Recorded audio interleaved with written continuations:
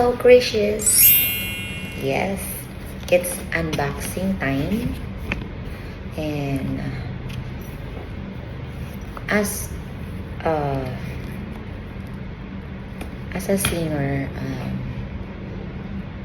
dapat nun ko pa to ginawa. But then, syempre, nung mga nag-umpisa kasi ako, wala pa naman tayong budget. We don't have budget for everything. And then, hindi ko naisip bumili ng mga ganito nung medyo nakakaluwag-luwag na.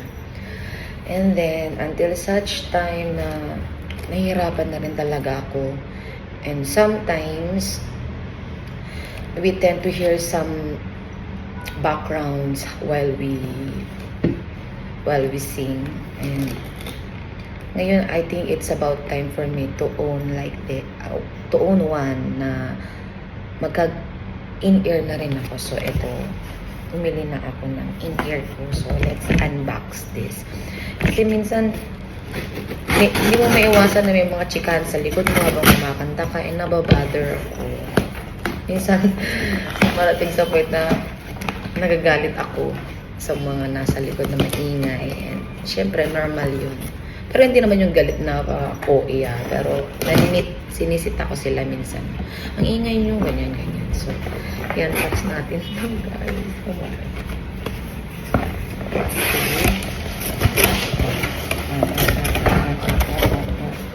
Let's unbox. Ang daming pabox ni Mayo. Paano ba ito? Paano ba ite? Oh my God. Nauna akong nag-invest ng mga mic, ganyan. Pero hindi ko naisip magbibili ng ganito kasi parang carry ko naman dati. Pero ngayon kasi means pinahirapan ko, diba? May nakasulat ko. Minsan kasi what? Alright. Wait lang. May paano siya. Ay, baliktad ko.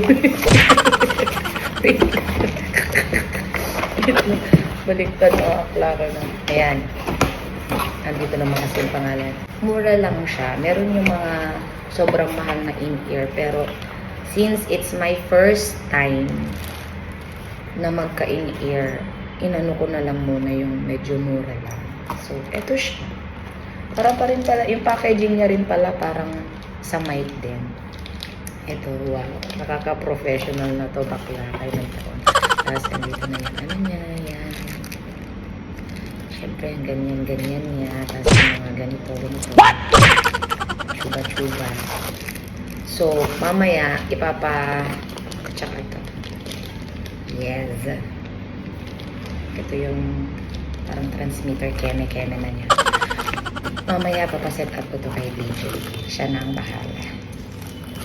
No?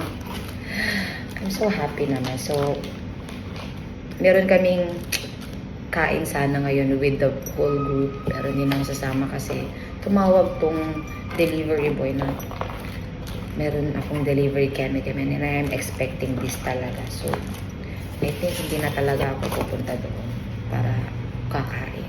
That's it lang, guys. Na-share ko lang naman ang aking new investment.